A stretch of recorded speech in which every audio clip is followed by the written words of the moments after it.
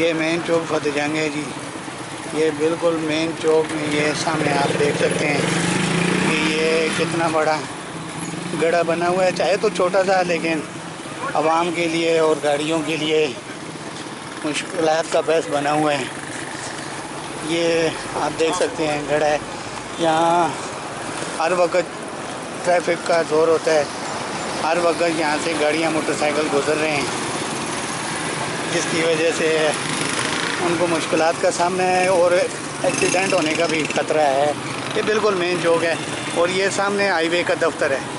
یہ آپ دیکھ سکتے ہیں یہ بالکل سامنے ہائی وے کا دفتر ہے.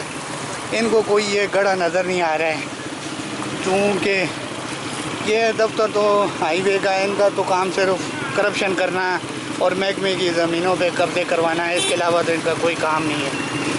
تو یہ انتظامیہ سے یہ پوچھنا چاہتا ہوں کہ اس گڑھے کو کون ٹھیک کرے گا جی. یہ چھوٹا سا گڑھا اگر آپ نہیں ٹھیک کر سکتے تو ہمیں انتظامیہ کا کیا فائدہ. اور یہ ہمارے جو سیاسی لیڈر ہیں یہ آئے روز بڑھ کے مارتے رہتے ہیں.